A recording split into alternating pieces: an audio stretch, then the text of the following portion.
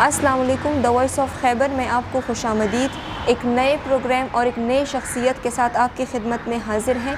आज हम आपकी मुलाकात करवाएंगे एक माहिर मुजस्मा साज से, जिन्होंने अब तक कई मुल्की और गैर मुल्की लीडर्स के मुजस्मे बनाए हैं और इसी के साथ साथ इनके दीगर स्किल्स भी काफ़ी डेवलप हैं।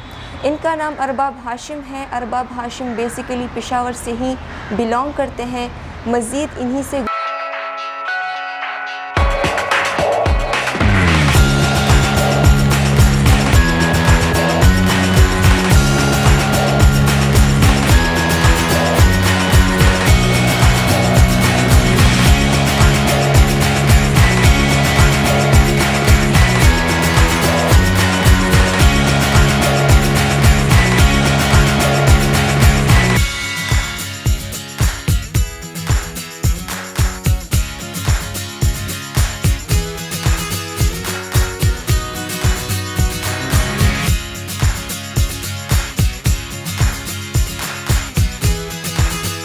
अस्सलाम वालेकुम सर। जी वालेकुम सलाम। सर, सबसे पहले मुझे ये बताएं कि ये मुजस्मा साजी का आपको ये आइडिया कैसे आया, किसने आपको इंस्पायर किया मुजस्मा साजी के लिए? मेरे ख़्याल से मुझे किसी ने इंस्पायर तो नहीं किया, किताबों ने इंस्पायर किया था। तो अक्सर मैं माइकल एंजेलो की किताबें पढ़ता था और लियोनार्डो डा विंची की किताबें पढ़ता था। वैसे ही मैं किताबें ज़्यादा पढ़ता था। ज़्यादातर तो मुझे समझ भी नहीं पड़ती थी किताबों की, लेकिन मैं पढ़ता रहता था। फिर आहिस्ता आहिस्ता मुझे थोड़ी बहुत समझ आना शुरू हुई।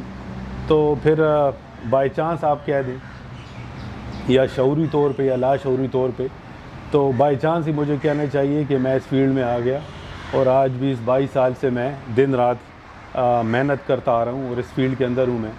और इस फील्ड का जो मकसद है वो मकसद आज तक पूरा हुआ नहीं है, लेकिन इसका हरगिज़ ये मतलब नहीं है कि मैं अपने काम से पीछे हट जाऊँ। अभी मैंने अपने काम को काफ़ी प्रोजेक्ट करना है, प्रमोट करना है और लोगों में से प्रमोट करना है, ताकि लोगों को भी आर्ट की अवेयरनेस का पता चले। ना सिर्फ पेंटिंग या मुजस्मा साजी या म्यूज़िक का, बल्कि और भी बड़े मीडियम्स हैं जिसके बारे में यहाँ हमारे पेशावर में लोगों को इतनी अवेयरनेस नहीं है।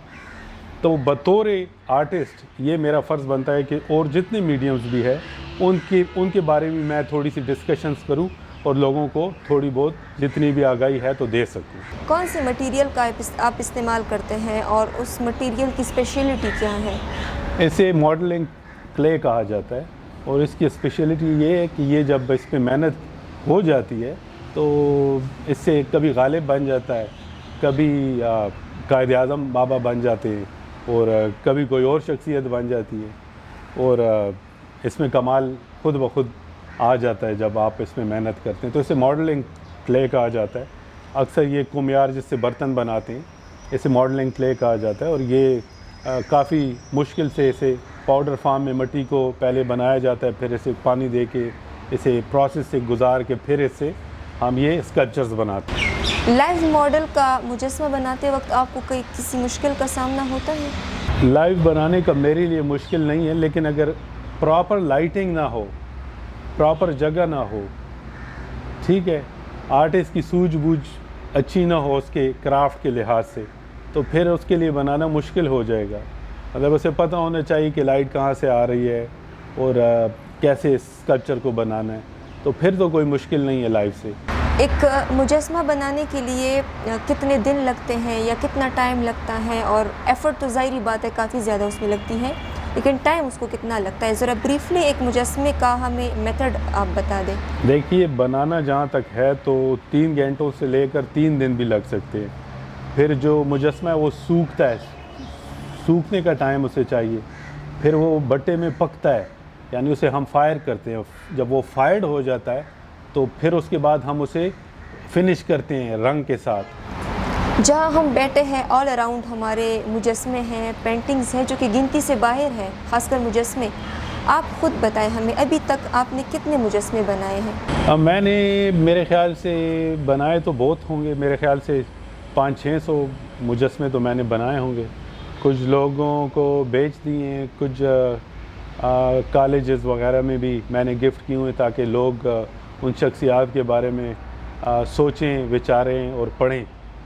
तो मैं कोशिश ये करता हूँ कि जितने भी हिस्टोरिकल बहुत बड़े बड़े फिगर्स हैं, शख्सियात हैं, उनके बारे में लोग ज़्यादा से ज़्यादा कोशिश करें कि आजकल हमारे पास गूगल है, यूट्यूब है, हम बैठे बैठे बहुत सी मालूमात इकट्ठी कर सकते हैं। ज़रूरी नहीं है कि एक बंदा उठ के सुबह सवेरे स्कूल या कॉलेज जाए और 1 घंटा 2 घंटे सड़क पे ज़ाया करे। अगर वो सच में इल्म का भूखा है तो बैठे बैठे भी अपने इल्म को बढ़ा सकता है।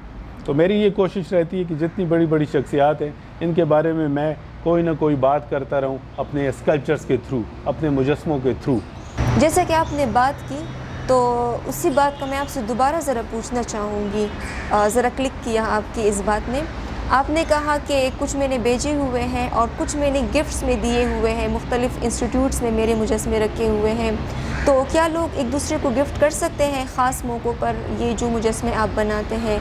और इसके अलावा भी मुख्तलिफ़ ब्रांड्स के जो लोग होते हैं तो क्या वो अपने ब्रांड की किसी रिप्रेजेंटेशन के लिए मुजस्मे का यूज़ कर सकते हैं? जहाँ तक ब्रांड्स का, बड़े बड़े ब्रांड्स का या होटल्स का या रेस्टोरेंट्स का सवाल आपने पूछा है, तो मेरे ख़्याल से गिफ्ट तो नहीं किया जा सकता, क्योंकि मैं भी ये काम करता हूँ और बड़े मुश्किल से करता हूँ और मेरा टाइम लगता है इसके ऊपर, मेरे पैसे लगते हैं, मेरा जो इल्म है, वो जो मेरी एनर्जी है, मैं इस्तेमाल करता हूँ।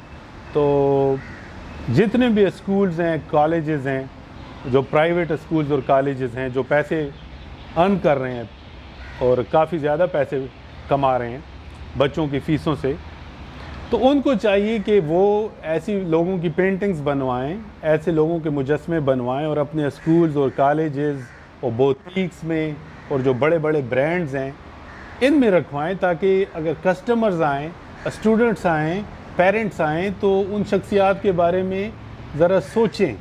तो ये भी एक एजुकेशन का ही हिस्सा होना चाहिए, लेकिन बदकिस्मती से हमारे लोगों का रुझान नहीं है। जहाँ तक बात स्टूडेंट्स की आ जाती है, एजुकेशन की आ जाती है, तो आप मुझे ये बताएं कि अगर स्टूडेंट्स मुजस्मा साजी सीखना चाहते हैं या इतने आपके जो हाई प्रोफाइल ये पेंटिंग्स हैं ये सीखना चाहते हैं, तो वो कहाँ जा सकते हैं ये सीखने के लिए? किस से रुजू कर सकते हैं? आया यहाँ पे कोई इंस्टीट्यूट या कोई इनके लिए मेंटोर मौजूद है?